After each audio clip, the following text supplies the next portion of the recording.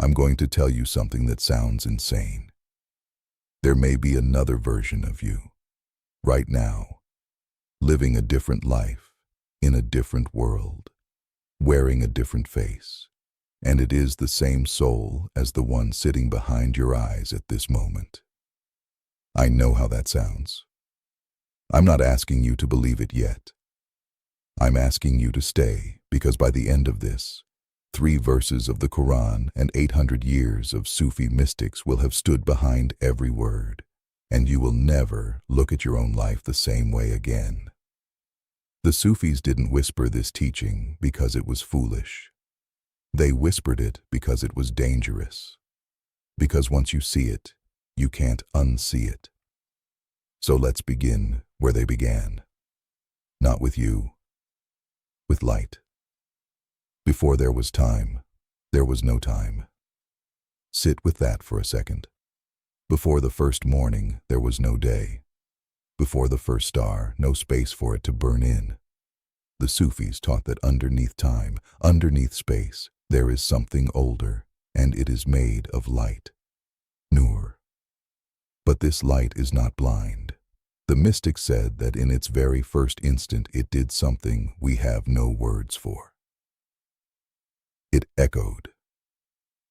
In a single flash, it threw forward everything that would ever happen, every soul that would ever breathe, every choice you would ever make, every tyrant, every prophet, every garden, every fire, all of it already there, in the light. Finished. Before it began. The Quran has a name for that finished totality, the preserved tablet.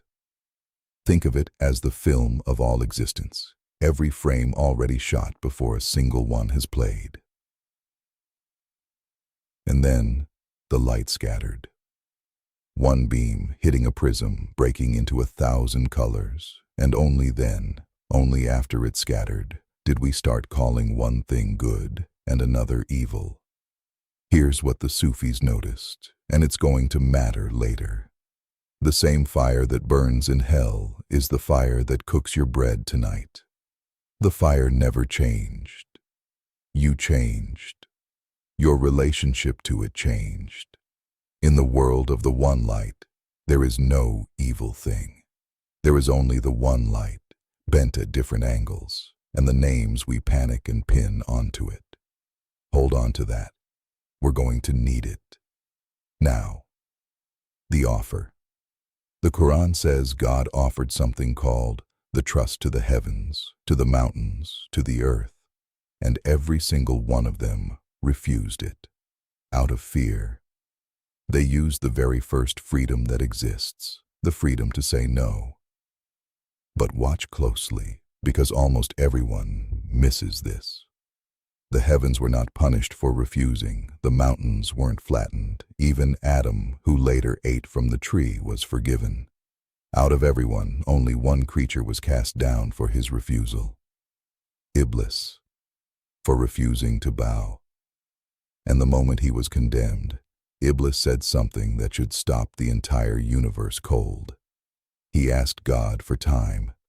Give me respite until the day of judgment. Now think. At that moment, Adam hadn't eaten the fruit. No human had been born. The world hadn't even started turning. So how did Iblis already know there was going to be a day of judgment? Keep that question open.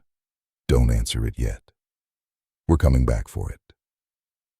And when we do, it's going to crack everything open. Here is the answer the Sufis gave. And it's the hinge the whole thing turns on.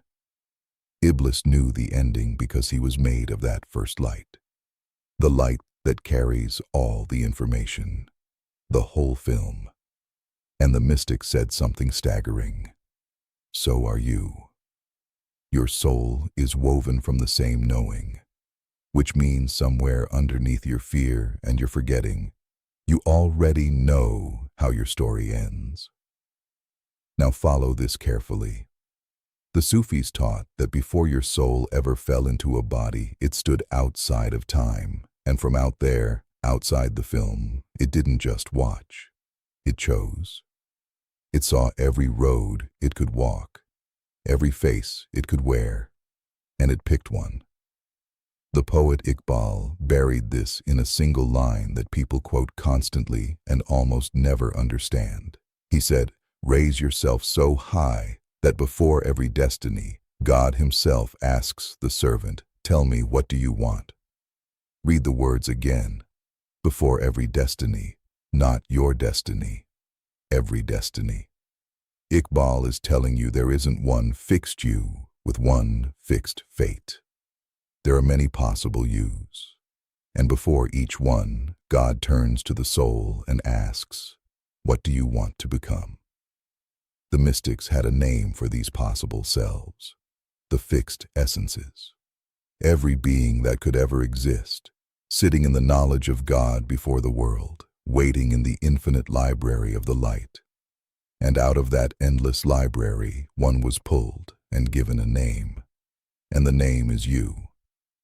But the name is just one ray, one slot, a single beam of light that has somehow convinced itself it is the entire sun. So if there is a library of possible selves, where are they?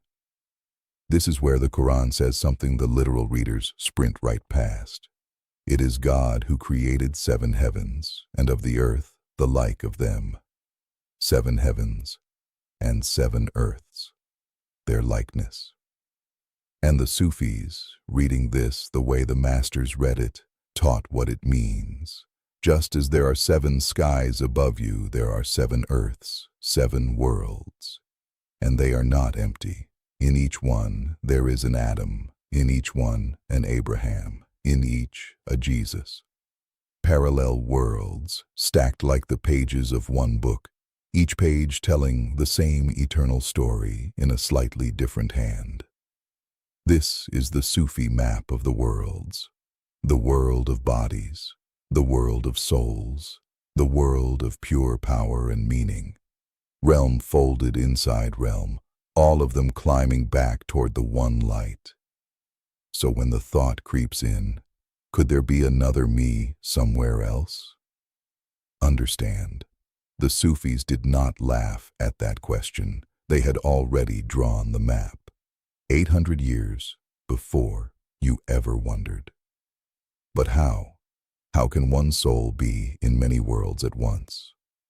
The mystics answered with something you can feel in your own chest, right now, tonight.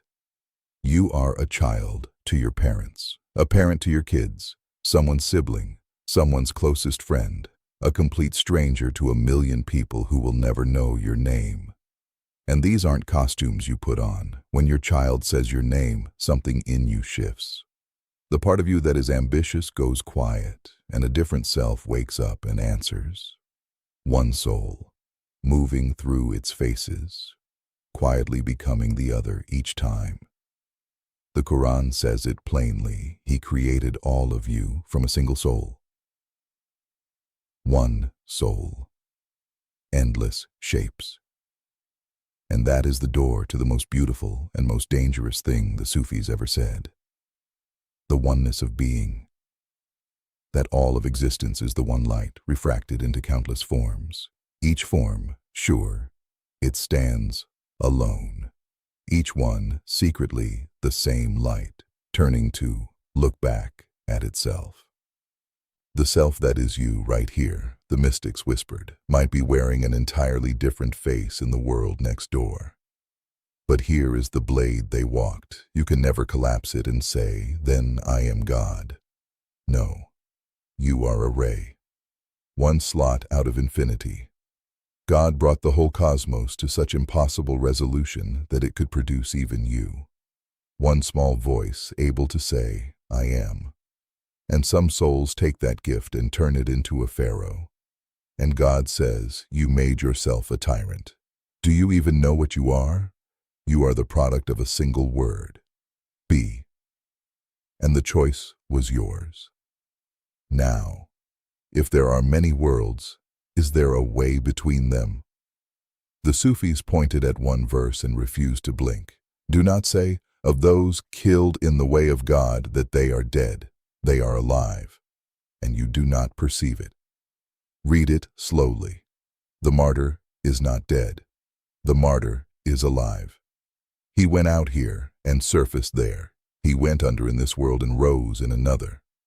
To the mystics, that wasn't a comforting metaphor for a funeral. It was the one open proof written into the book that the soul has an exit, a passage, that the one who gives everything is not snuffed out.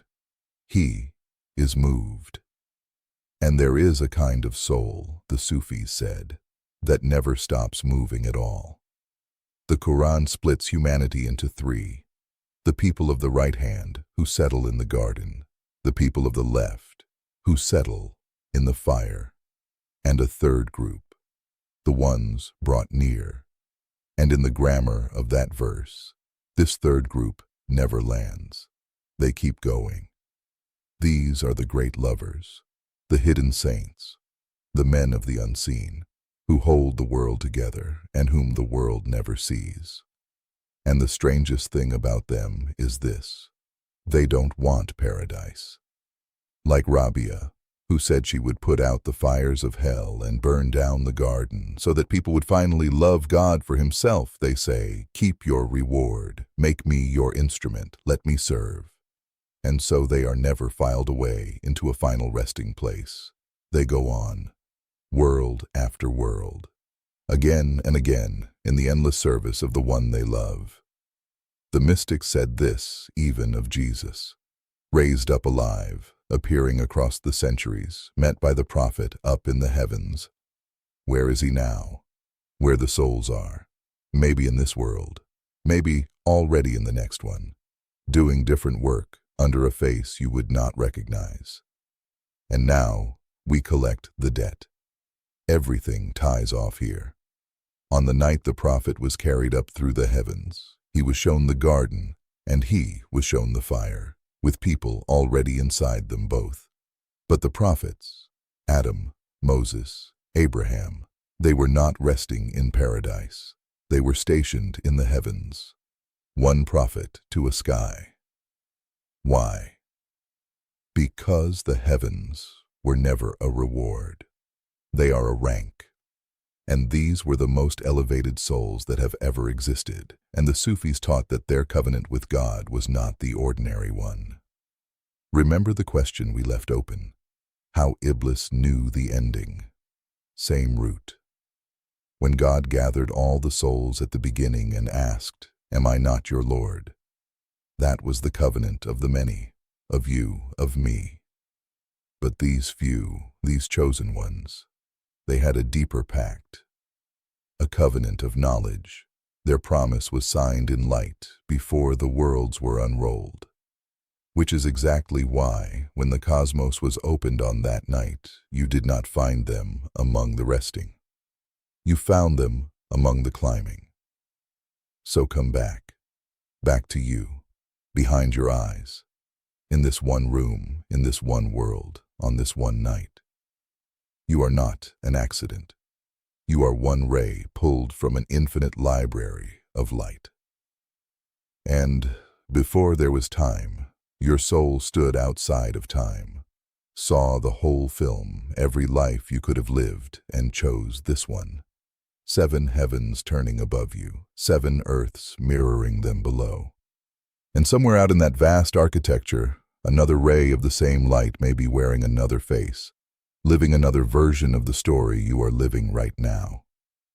The Sufis don't leave you asking, is it real? They leave you with the question God asks the soul before every single destiny. The same question, still open, still waiting for your answer. Tell me, what is your will? Out of everything you could still become, what will you choose to be?